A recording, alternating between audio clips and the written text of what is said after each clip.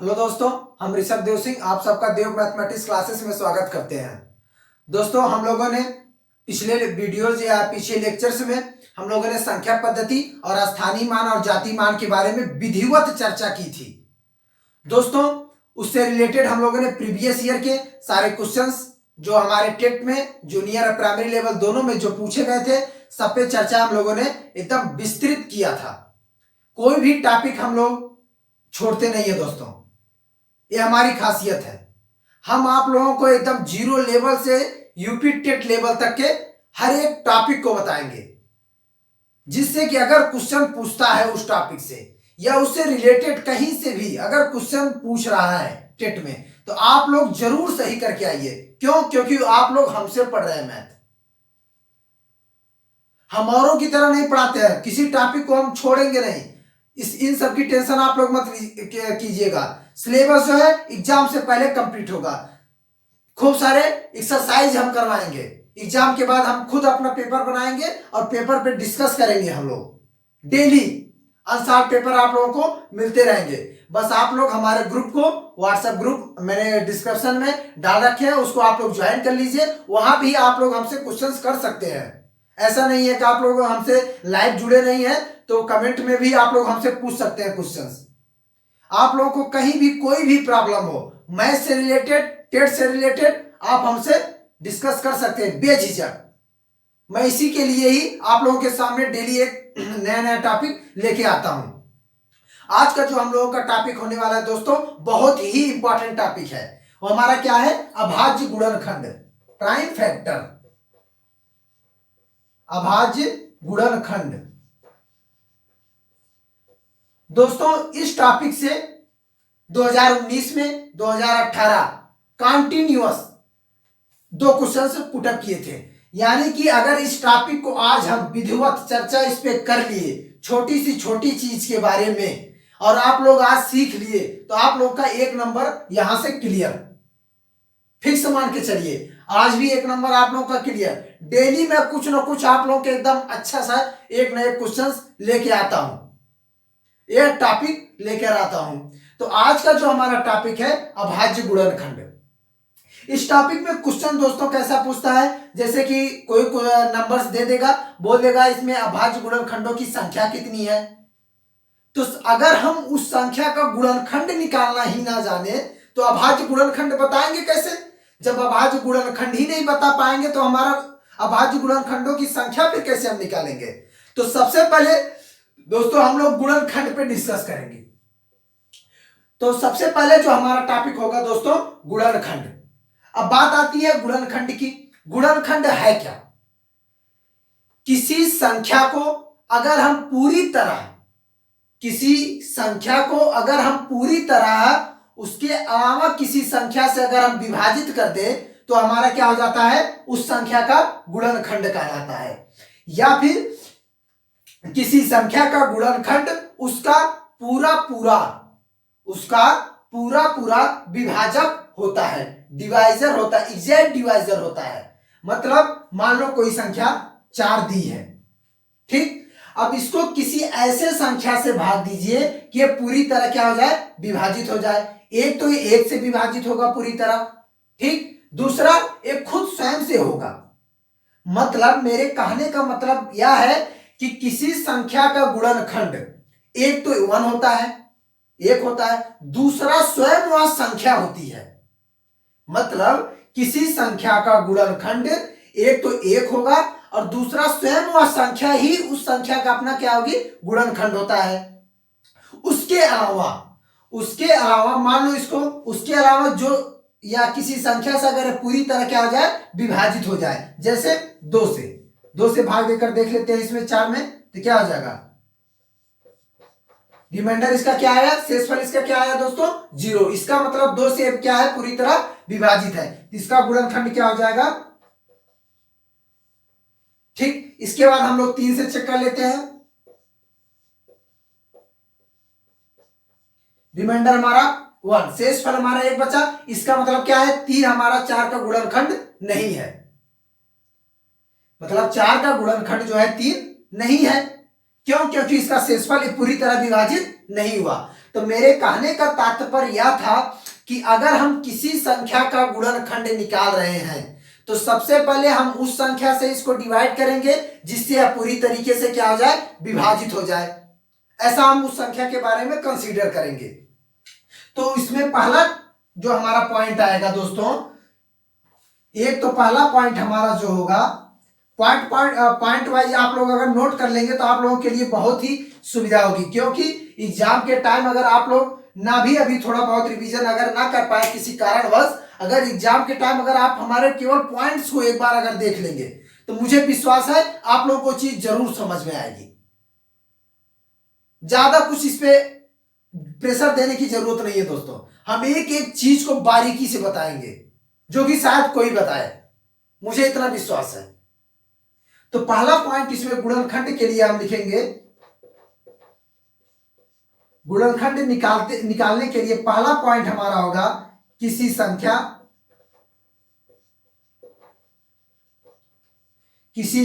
का गुणनखंड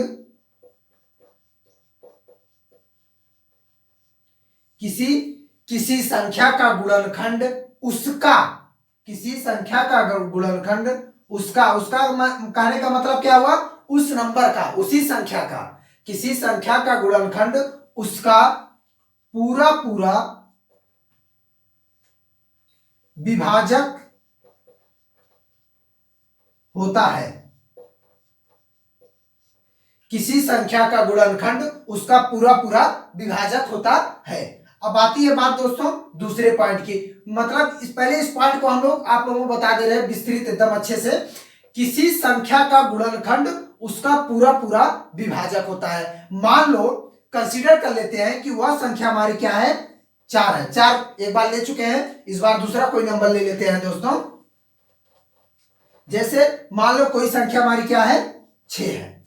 ठीक, एक तो ये स्वयं से कटेगी, पूरी तरीके से विभाजित होगी। दूसरा किससे, 1 से। तो हमारा सेकेंड पॉइंट जो होगा दोस्तों क्या होगा, 6 को यहां पे लिख लो, एक एक पॉइंट को बताते चलेंगे फिर उस पर डिस्कस करते चलेंगे। ठीक है, 6 मतलब कि एक प्रत्येक संख्या का गुणनखंड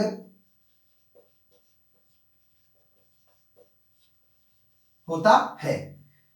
तीसरा पॉइंट हमारा आएगा, एक तो पहले एक चीज, एक का गुणनखंड होगा, क्योंकि 1 से अगर हम डिवाइड किए ये हमारा पूरी तरीके से कट गया। तो इसका गुणनखंड, 6 का गुणनखंड क्या होगा, 1 इंटू 6।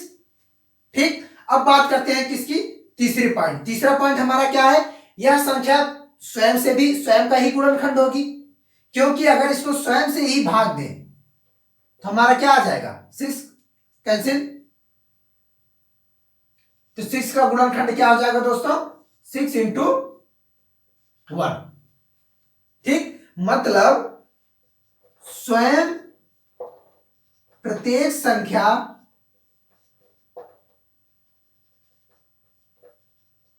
का गुणनखंड, प्रत्येक संख्या का गुणनखंड स्वयं वह संख्या होती है, या फिर अपनी दूसरी लैंग्वेज में लिख सकते हैं, प्रत्येक संख्या स्वयं अपने का क्या होता है, एक गुणनखंड होता है। स्वयं प्रत्येक संख्या का गुणनखंड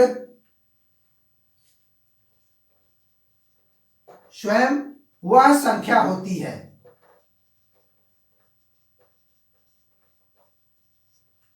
ठीक, अब तीसरा पॉइंट जो आता है हमारा निकल के दोस्तों, चौथा पॉइंट, इस पॉइंट्स को आप लोग नोट कर लीजिएगा।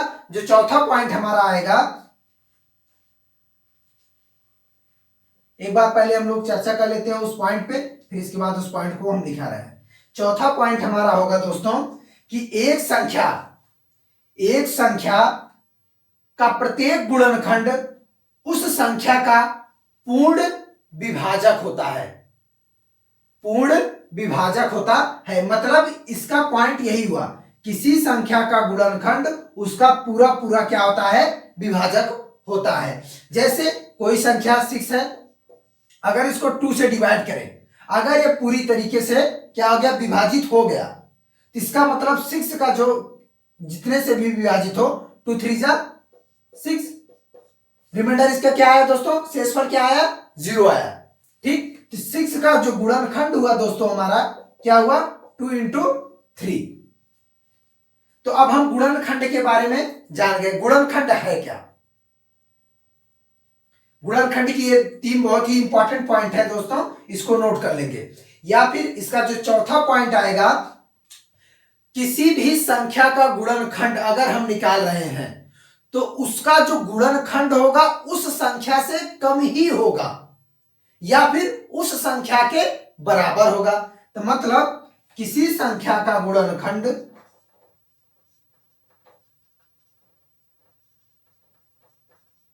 किसी संख्या का गुणनखंड उस संख्या से कम या बराबर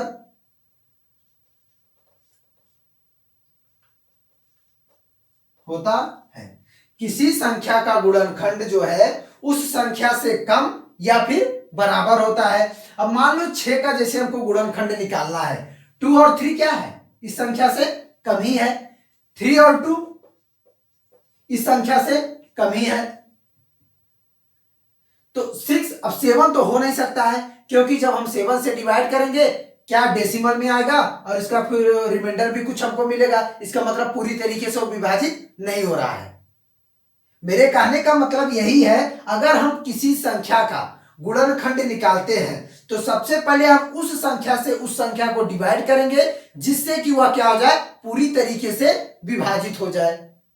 ठीक दोस्तों, उससे हमारा क्या निकल के आएगा, उस संख्या का गुणनखंड। और जो वो गुणनखंड होगा उस संख्या का, वो हमारा कौन सा गुणनखंड होता है, अभाज्य गुणनखंड। किसी भी संख्या का कोई भी नंबर ले लीजिए, अगर उसका पूरी तरीके से गुणनखंड अगर हम लोग करते हैं पूरी तरीके से एकदम क्रम वाइज से, 2 का फिर 2 का 3 से 4 5 6, अगर क्रम से उसका हम क्या करें, गुणनखंड करें, तो जो संख्या जो गुणनखंड हमारा निकल के आता है हमारा क्या होता है, अभाज्य गुणनखंड। हम लोग करके देख लेते हैं। जैसे ये चारों पॉइंट नोट कर लिए होंगे। ठीक, अब हम एक एग्जांपल आप लोगों को करके दिखाते हैं। हम लोगों ने गुणनखंड के बारे में जान गया, गुणनखंड क्या होता है उसके बारे में हम पूरा डिस्कस भी कर दिए, एक एक चीज को बता दिए कैसे गुणनखंड निकाला जाता है या फिर गुणनखंड में और क्या क्या होता है। जैसे मान लो कोई नंबर हमारा क्या है, 16 है। ठीक, 16 है। अब इसका गुणनखंड निकालने की बात किया, 16 है, इसको पहले हम 2 से डिवाइड किए, 2 8 जा 16, फिर इसको 2 से, 2 4 जा 8, फिर 2 2 जा 4, फिर क्या आ जाएगा, 2 1 जा 2। मतलब अब इसका गुणनखंड हम कैसे लिखेंगे, 16 का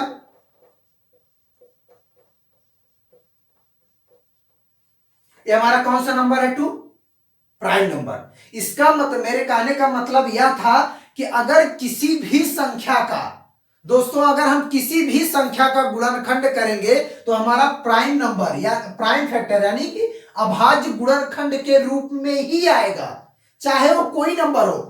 आप लोग जैसे मान लो तो इवन नंबर था, सम नंबर था, कोई 8 नंबर ले लो, विषम संख्या कितना, 27। ठीक, इसको हम किससे डिवाइड करेंगे, जो पूरी तरीके से कट जाए। सबसे पहले तो 1 से होगा या फिर खुद से होगा, नहीं तो पहले हम किससे करेंगे, 3 से। 3 से किए तो 3 9 जा 27, फिर 3 से इसको, 3 3 जा 9, 3 1 जा 3, मतलब 27 का जो हमारा फैक्टर होगा 3 इंटू 3 इंटू 3, क्या होगा हमारा गुणनखंड, 27 का ए होगा। ए भी तो हमारा, 3 भी तो हमारा क्या है, प्राइम नंबर ही तो है। प्राइम नंबर क्या होता है दोस्तों, जो 1 से और स्वयं से डिवाइड हो वही तो हमारा प्राइम नंबर होता है। जो 1 से और खुद उसी संख्या से डिवाइड हो वही हमारा प्राइम नंबर होता है। 2 भी हमारा प्राइम नंबर, 3 भी हमारा प्राइम नंबर, ये किसी और से डिवाइड तो हो नहीं सकता है। या फिर अगर इसको हम समझना चाहें तो एक चीज और दे सकते हैं, जैसे 16 को ही देख लें, ये 4 से भी कटेगा, डिवाइड होगा नहीं होगा, तो 16 को हम क्या लिख सकते हैं, 4 इंटू 4। ये हमारा प्राइम नंबर है नहीं है, लेकिन ये गुणनखंड के रूप में है। लेकिन अगर इसको हम प्राइम गुणनखंड यानी कि अभाज्य गुणनखंड के रूप में अगर बनाना चाहें तो 2 को हम क्या 4 को हम क्या लिख सकते हैं? आगे नहीं आ गया? मतलब मेरे कहने का मतलब यह था या मेरे कहने का तात्पर्य यह था, अगर हम किसी भी संख्या का पूरी तरीके से अगर गुणनखंड करें तो हमारा क्या निकल के आता है? अभाज्य गुणनखंड ही निकल के आता है। अब बात आती है दोस्तों अभाज्य गुणनखंड की संख्या। अब अगर हमसे पूछ लिया जाए, कोई नंबर दे दिया गया, मान लो हमको 27 ही दे दिया गया, अगर पूछ लिया जाए इसमें अभाज्य गुणनखंडों की संख्या कितनी है, तो सबसे पहला हमारा काम जो होगा कि हम उसका गुणनखंड निकाल लेंगे, फिर उसको हम लिख लेंगे, फिर वहां से जो हमारा बेस होगा, अगर बेस हमारा सेम हो या ना भी हो, अगर बेस हमारा प्राइम नंबर है, सबसे ध्यान देने वाली बात दोस्तों, इसको ध्यान से सुनिएगा, नहीं तो फिर समझ में नहीं आया, फिर ये मत बोलिएगा कि हमको समझ में नहीं आया। हम बताए ऐसा नहीं है हम बताएंगे नहीं, हम इसीलिए किसी चीज को बार बार फोकस कर रहे हैं क्योंकि ये टॉपिक बहुत इंपॉर्टेंट है दोस्तों। तो प्राइम नंबर ये जो हमारा है, अगर हमारा बेस यानी कि आधार प्राइम नंबर हो और उसकी पावर चाहे जितनी भी हो, उसको पावर्स को अगर हम ऐड कर दें, ऐड करने पे जो हमारा नंबर्स आएगा वो हमारा क्या होगा? प्राइम फैक्टर नंबर, मतलब कि अभाज्य गुणनखंडों की संख्या। तो दोस्तों 27 में अभाज्य गुणनखंडों की संख्या कितनी है? 3 है। अगर हमको दे दिया जाए 2 into 3, अगर इसमें पूछ लिया जाए कि अभाज्य गुणनखंडों की संख्या कितनी है, तो आप लोग क्या बताइएगा? 1 1 यानी कि 2। तो मेरे कहने का मतलब यह था, यदि इसको थोड़ा लैंग्वेज के रूप में आप लोग लिख लें एक लाइन, तो एकदम अच्छे से क्लियर हो जाएगा और समझ में भी आ जाएगा। जहां तक हमको उम्मीद है लिखवाने की जरूरत ना भी है, क्योंकि हम इतना अच्छा बताते ही हैं, हमको पता है कि हम जो बता रहे हैं उसमें कोई चीज हम छोड़ते नहीं है। तो हमारा क्या है? यदि दिए गए श्रेणी में, टॉपिक के रूप पॉइंट के रूप में लिख लेते हैं, यदि दिए गए श्रेणी में आधार अभाज्य संख्या हो तो उनकी घातों का योग,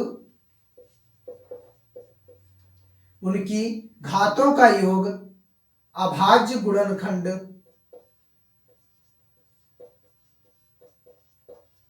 अभाज्य गुणनखंडों की संख्या को बताता है। जैसे एग्जाम्पल देख लेते हैं, जैसे दे दिया क्या हमको दोस्तों? 3 into 2 into 5 into 7। अब इसमें अभाज्य गुणनखंडों की संख्या कितनी है? सबसे पहले आधार हमारा क्या है दोस्तों? आधार हमारा क्या है? अभाज्य संख्या है, तो इसके घातों का घात कितनी है? सब पे एक एक घात है, तो चारों को जोड़ दिए तो कितना हो गया हमारा? 4। मतलब कि अभाज्य संख्या हमारी कितनी, अभाज्य गुणनखंडों की संख्या कितनी हो गई दोस्तों? 4। अब एक आप लोग निकालिएगा, इसमें अभाज्य गुणनखंडों की संख्या कितनी होगी?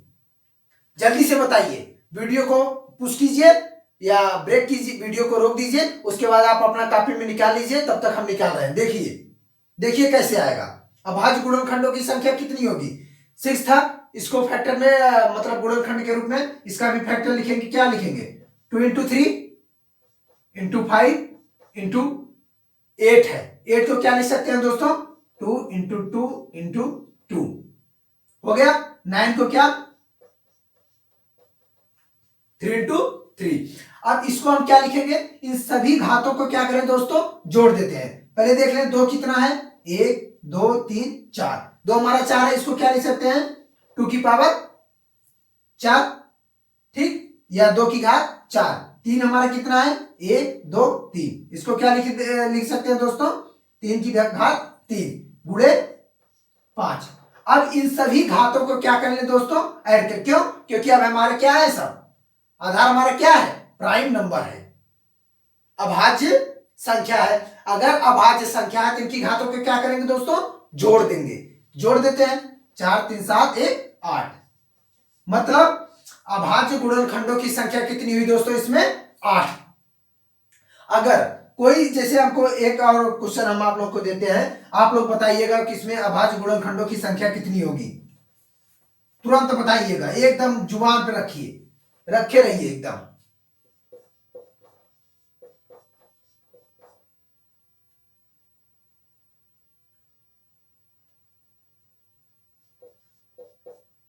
ट्वेंटी 7। इसमें अभाज्य गुणनखंडों की संख्या कितनी होगी, जल्दी से जल्द बताइए, जल्द से जल्द। इसको क्या लिख सकते हैं, लिख सकते हैं, नहीं लिख सकते हैं, ठीक। इसको क्या लिख सकते हैं, डायरेक्ट इसको लिखिए, क्योंकि अभी जस्ट इसके पहले बताए थे। इसको क्या लिख सकते हैं, इसको क्या लिख सकते हैं, ठीक। इसके बाद 27 को 3 की पावर 3। अब इसको और थोड़ा सरल कर लीजिए, 1 2 3 4, 4 3 7, 2 की पावर 7। इसको क्या लिख सकते हो, 3 कितना है, 2 यहां पे है, 1 2 3 4, 4 3 7, तो 2 टोटल हमारा कितना था, 1 2 3 4 3 7, 1 यहां छूटा था, इसका मतलब 8 है। और 3 हमारा कितना था, 2 3 4 और 3 7, टोटल कितना। अब इनके ये हमारे किस में बन गए, सब हमारे क्या हो गए दोस्तों, ये प्राइम नंबर है और ये हमारा अभाज्य गुणनखंड भी है कि नहीं है। तो इनकी घातों को क्या करेंगे, हम जोड़ देंगे, हमारा कितना हो जाएगा, 8 7 15, मतलब कि अभाज्य गुणनखंडों की संख्या कितनी थी हमारी, 15, ठीक। अब एक क्वेश्चन लिखते हैं दोस्तों हम, बहुत मजेदार क्वेश्चन है, आप यहां से आप लोगों को सब कुछ क्लियर हो जाएगा। देखो, अगर किसी का कुछ क्लियर नहीं भी हुआ होगा तो अब एकदम से क्लियर हो जाएगा। इस क्वेश्चन में हम सब कुछ दे रहे हैं, गुणनखंड भी करना रहेगा, इसके बाद गुणनखंडों प्राइम नंबर्स भी बताना रहेगा कि अभाज्य गुणनखंडों की संख्या कितनी होगी, ये भी हमको बताना रहेगा। जैसे मान लो कोई नंबर कितना है,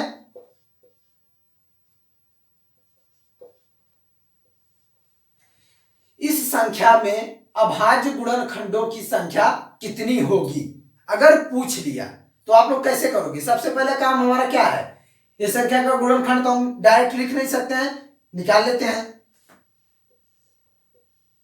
अपने मेथड से निकाल लेते हैं। पहले सबसे पहले हम क्या करेंगे, 1 से करेंगे, फिर वही संख्या मिल जाएगी। स्टार्ट कहां से करते हैं, 2 से, 2 1 जा 2, 2 5 जा 10, 2 2 जा 4, ठीक,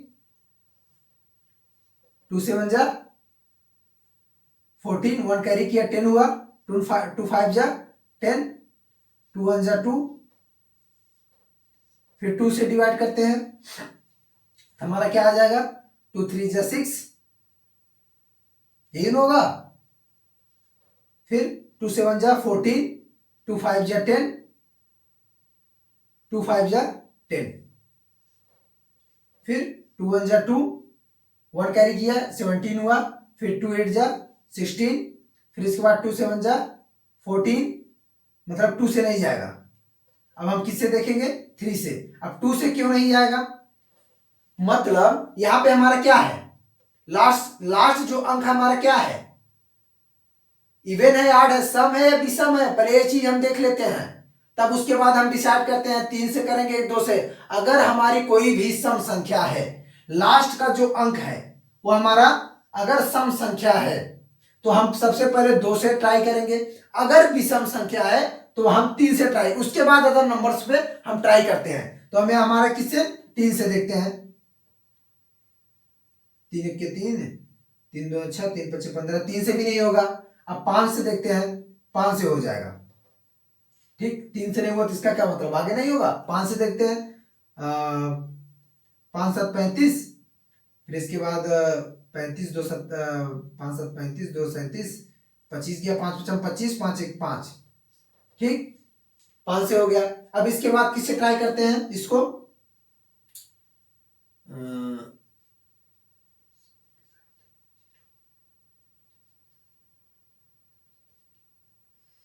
इसको किससे देखते हैं हम, किससे डिवाइड किया जाए, 2 2 2 5 हो गया और 7 5 1, मतलब कि 5 से ही अगर इसको डिवाइड करें तो कितना हो जाएगा, 5 1 जा 5, 5 से तो होगा नहीं, लास्ट में 1 है, ऐसा कोई डिजिट आइए नहीं करता है 5 में, या तो लास्ट में 5 हो या 0 हो, तब हम 5 से देखते हैं, 5 तो होगा नहीं, 7 हो सकता है क्योंकि 21 आता है, 7 हो सकता है, 7 से ट्राई करते हैं, 7 से भी नहीं होगा, किससे होगा फिर, 9 से, 9 से भी नहीं होगा, तो 11 से देख लेते हैं हम लोग,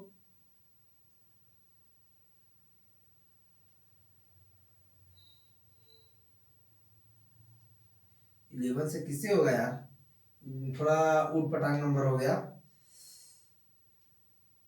अच्छा तो कोई दूसरा नंबर ले लेते हैं हम लोग, ये थोड़ा टाइम ले रहा है, मान लो एक दूसरा नंबर हम लोग लेके ट्राई कर लेते हैं, उसका भी होगा लेकिन थोड़ा टाइम लग रहा है, जैसे 30030, इसको लेके देख लेते हैं, इस पे ट्राई कर लेते हैं, तो इसको सबसे पहले किससे, 2 से, कितना हो जाएगा 15015, होगा नहीं होगा, समझ में आया, फिर इसके बाद 2 से, 2 से नहीं क्योंकि लास्ट में 5 है, इसका मतलब किससे होगा, अभी 3 से होगा, 3 से करेंगे कितना आ जाएगा दोस्तों, 5005, अब 5 से इसको कर लेते हैं 1001, फिर इसके बाद इसको किससे, 11 से, 91, 11 1 जा 11, 13 से, या फिर 7 से, 7 से पहले 7 से 13 आया, तो 13 से कर लिए 1 आ गया, इसका गुणनखंड लिख लेते हैं 30030, इसका 2 हमारा कितना हो जाएगा दोस्तों, 2 into 3 into 5 into 11 into 7 into 13, अब हमारे इसकी सारे नंबर्स क्या हैं दोस्तों, सबके सब प्राइम नंबर्स हैं, अभाज्य संख्या सारी हैं अभाज्य संख्या है, तो क्या करेंगे, सबकी घातों को हम क्या करेंगे, जोड़ देंगे, कितने हैं 1 2 3 4 5 6, टोटल हमारा 6, मतलब कि इस संख्या का हमारा जो अभाज्य गुणनखंडों की संख्या होगी कितना होगा, 6 होगा। अब नेक्स्ट क्वेश्चन हम लोग देखते हैं दोस्तों, जो हमारे यूपी टेट के एग्जाम में पूछा था, उस क्वेश्चन पे हम लोग चर्चा करेंगे, जो यूपी टेट के एग्जाम में 2018 में क्वेश्चन पूछा था,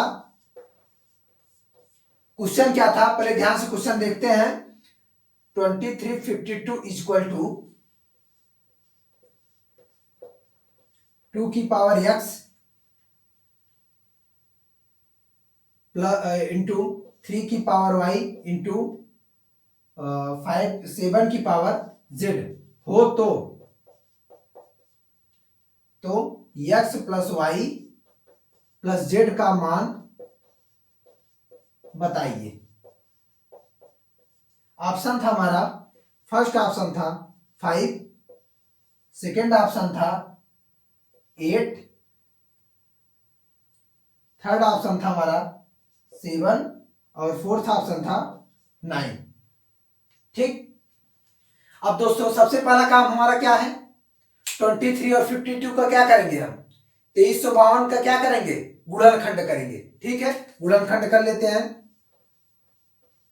साइड में गुणनखंड कर लेते हैं, सबसे पहले क्या है, लास्ट नंबर हमारा 2 है, इसका मतलब 2 से हम सबसे पहले हम ट्राई करेंगे, 2 1 के 2, 2 1 के 2, 2 7 14, 2 6 12, ठीक, फिर 2 से, 2 5 10, 2 8 16, 2 8 16, फिर इसके बाद हम किससे, फिर 2 से, क्या क्या हो जाएगा, 2 दूनी 4, 2 9 18, 2 चौका 8, फिर 2 से, 2 1 के 2, 2 चौका 8, 2 7 14, अब लास्ट में कितना आ गया 7, इसका मतलब किससे होगा, 3 से, 3 चौका 12, फिर 3 9 27, अब इस किससे कटेगा दोस्तों, 7 से, 7 7 49, 7 के 7, अब इसको हम फैक्टर के रूप में लिख लें, क्या हो जाएगा हमारा 2 इंटू 2 इंटू 2, 1 2 3 4, फिर इसके बाद 3, इक्वल टू, ठीक, 23 से 52 का हमारा क्या होगा गुणनखंड ए आ गया। इसको हम कैसे लिख लें 2 की पावर 4 इंटू 3 की पावर 1 इंटू 7 की पावर 2 इक्वल टू, इसके बराबर रख देते हैं।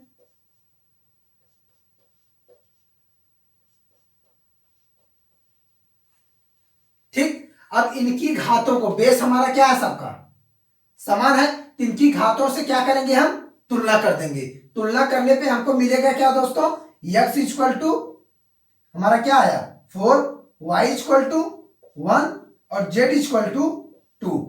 फिर क्या पूछा था हमारा, x plus Y plus Z की वैल्यू पूछा था। इन तीनों को क्या करो ऐड कर दो, ऐड करने पर हमारा क्या निकल के आ रहा है 4 1 5 2 7। B number option, C number option is correct. इसमें क्या करना था, कुछ तो नहीं करना था, मैंने जितना सब कुछ बताया था बस उसी चीज को फॉलो कर देना है। लास्ट में यहाँ पे इनके बेस को क्या करना है बराबर कर देना है। बेस को बराबर करने के बाद इनकी घातों से क्या करना है तुलना करवा देनी है। अब 2018 में क्वेश्चन था, 2019 में जो हमारा क्वेश्चन था दोस्तों 2019 में हमसे पूछा था, सेम ही क्वेश्चन था, बस थोड़ा सा डाटा चेंज किया था और यहाँ पे कुछ वैल्यू इसकी चेंज किया है। देख लेते हैं 2019 में जो क्वेश्चन था हमारा, उसमें पूछा था कि 2160, यदि 2160 का गुणनखंड पूछा था, यदि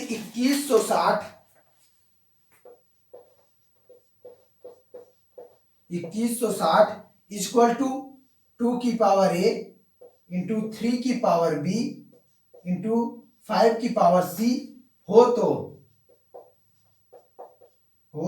तो 3 की पावर ए इंटू 2 की पावर माइनस बी इंटू 5 की पावर माइनस सी का मान बताइए। अब इसका क्या पूछा था दोस्तों, हमसे मान पूछा था। अगर इतना बराबर इतना होता है तो इतने की वैल्यू हमारी क्या होगी, तो सबसे पहले हम क्या करेंगे फैक्टर निकाल लेंगे, फिर इसके बाद उनकी घातों के इससे तुलना कर देंगे, ए बी सी की वैल्यू मिल जाएगी, उस वैल्यू को यहाँ पे पुट कर देंगे, इसको थोड़ा सॉल्व कर देंगे तो हमारा मान निकल के आ जाएगा। उसमें ऑप्शन क्या क्या दिया था देख लेते हैं। फर्स्ट ऑप्शन जो था हमारा 0 था, सेकेंड ऑप्शन था हमारा 37/39, फिर सी नंबर ऑप्शन था हमारा 81/40, डी वाला ऑप्शन था 1/2। तो सबसे पहले हम क्या करेंगे 2160 का गुणनखंड निकाल लेते हैं 2 से, 0 8 0, फिर 2 5 जा 10,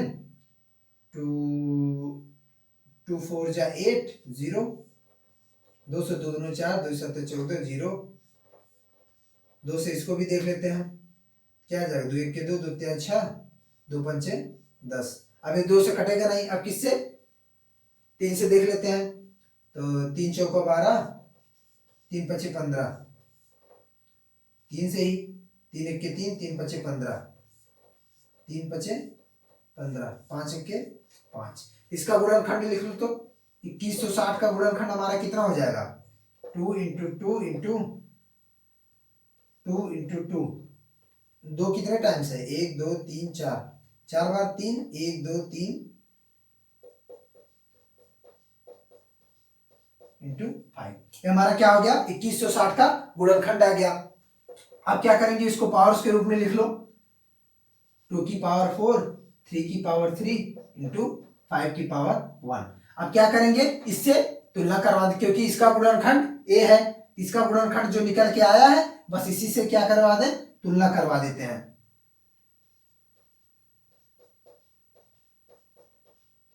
पावर सी, अब हमारी क्या वैल्यू निकल के आ जाएगी दोस्तों, ए बी और सी की वैल्यू मिल जाएगी। ए की वैल्यू हमारी क्या हो जाएगी A equal to 4, B equal to 3 और इसके बाद सी इक्वल टू 1। अब ए बी और सी की वैल्यू इसमें पुट कर दो। अब ए की वैल्यू मान लो पुट कर दिए, यहाँ पे कितना हो जाएगा 3 की पावर 4 इंटू क्या हो जाएगा 2 की पावर -3 इंटू 5 की पावर -1। इसको क्या लिख सकते हो, 3 की पावर 4 इंटू 1/2 की पावर 3। क्यों? क्योंकि ये इनवर्स में है। जब इनवर्स में होगा तुरंत ये हर के रूप में यहाँ पे आ जाएगा नीचे इसकी घात। क्योंकि अगर हर को हम हर वाली घात को या ये पूरे हर वाले पार्ट को अगर हम अंश वाले पार्ट पे ऊपर ले जाएंगे तो हमारा घात क्या होगा, इनवर्स के रूप में हो जाता है। घात हमारी क्या हो जाती है, ऋणात्मक हो जाती है। अगर वो ऋणात्मक में है, फ्रैक्शन के रूप में या भिन्न के रूप में लिखेंगे तो हमारा हर में क्या हो जाएगा, धनात्मक हो जाएगा। ठीक, इसके बाद इसको क्या लिख देंगे, 1/5। अब इसकी जो वैल्यू आएगी दोस्तों, इसको सॉल्व कर देते हैं। इसको सॉल्व करते हैं, ये मिटा दिए हैं, इसको आप लोग कर ही लिए होंगे। सॉल्व करो तो कितना आ जाएगा, ये 1/8 इंटू 1/5 इंटू ये कितना हो जाएगा, 3 × 9 = 27, ये 81 हो जाएगा। यानी कि 81/40, 8/40। सी वाला ऑप्शन इज करेक्ट। तो दोस्तों आज का जो हमारा टॉपिक था प्राइम फैक्टर, प्राइम फैक्टर के बारे में सबसे पहले हमारा काम क्या है, गुणनखंड निकालना। गुणनखंड कैसे निकालेंगे, जिससे वह संख्या जिससे वह पूरी तरीके से क्या हो जाए, विभाजित हो जाए। तो वहां से हमको क्या मिलेगा, गुणनखंड हमारा निकल के आएगा।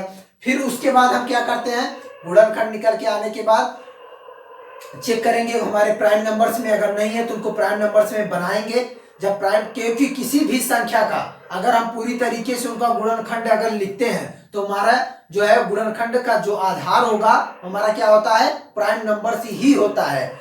फिर अगर गुणनखंड का आधार हमारा प्राइम नंबर्स है, फिर उनके घातों को क्या करेंगे, जोड़ देंगे, तो हमारा क्या मिल जाएगा, अभाज्य गुणनखंडों की संख्या। तो अभाज्य गुणनखंडों की संख्या मिल गई। गुणनखंड हम सीख गए कैसे होता है। फिर अभाज्य गुणनखंड किसे कहते हैं ये भी जान गए, और उसमें हम प्रीवियस ईयर के कुछ क्वेश्चन भी लगा लिए। इसका मतलब अगर इस टॉपिक से आप लोगों से कुछ भी क्वेश्चन पूछता है, कहीं से भी कुछ पूछता है, आप लोग तुरंत उसको बता सके, इतना हमारा विश्वास है। दोस्तों आप लोगों से मैं रिक्वेस्ट करूंगा कि हमारे इस वीडियोस को अधिक से अधिक लोगों के पास शेयर करें, लाइक करें, और लोगों से बोलिए कि अधिक से अधिक लोग हमारे ग्रुप को ज्वाइन करें, व्हाट्सएप ग्रुप को। मैंने व्हाट्सएप ग्रुप का जो हमारा लिंक है डिस्क्रिप्शन में दे रखा है। आप लोग इसको पढ़िए अच्छे से, जितना भी कुछ भी डाउट हो, जो हम टॉपिक पढ़ाएं उससे रिलेटेड कुछ भी डाउट हो, आप वहां पे हमको कमेंट बॉक्स में बता सकते हैं, या फिर हमारे व्हाट्सएप लिंक पे आप हमको भेज सकते हैं, सर हमको ये चीज नहीं समझ में आया। नेक्स्ट वीडियो में हम सबसे पहले उसी की चर्चा करेंगे जो आप लोग पूछे रहेंगे। उसके बाद आगे का टॉपिक जो भी रहेगा वो तो चलेगा ऐसे ही। जहां तक हमको विश्वास है हमारे पढ़ाने का तरीका आप लोगों को अच्छे से समझ में आ रहा होगा, क्योंकि हम एक एक चीज को बताते हैं, चाहे छोटी चीज हो चाहे बड़ी चीज हो। पहले छोटी चीज से ही हम बड़ी चीज पे जाते हैं, इसीलिए सबसे पहले हम बेसिक क्वेश्चंस पे देखते हैं, फिर उसके बाद उससे रिलेटेड थोड़ा हाई, फिर थोड़ा हाई, फिर इसके बाद आपके टेट लेवल पे, चाहे वो टेट से रिलेटेड हो या फिर सुपर टेट से रिलेटेड हो। तो दोस्तों आज के लिए बस इतना ही। धन्यवाद एडवांस में आप लोगों को, हैप्पी न्यू ईयर। हाँ एक चीज मत भूलिएगा, कल का जो हमारा वीडियो लेक्चर जो हमारा सेशन है, हम उसमें यह बताएंगे कि आप लोग अपने लक्ष्य को प्राप्त कैसे करेंगे, how to achieve your aim. आप अपने लक्ष्य को प्राप्त कैसे करेंगे, ये हमारा कल का जो मोटिवेशनल स्पीच होगा एकदम एनर्जी वाला, आप लोग एकदम जोश से भर देगा। मुझे पता है कि आप लोगों के पास जब एनर्जी होगी, क्योंकि अभी ठंडी का मौसम है ना, थोड़ा आलस लगती है, सुस्त पड़े होंगे, तो कल का वीडियो आप लोग हमारा जरूर देखिएगा। उस वीडियो को एकदम पूरा अच्छे से फैलाइएगा, जिससे और लोग उस वीडियो को देखें और उनको भी मजा आए देखने में, और अपने एम पे फोकस करें जो उनका लक्ष्य है। ठीक है दोस्तों, आज के लिए बस इतना ही। धन्यवाद, मिलते हैं कल। Best of luck.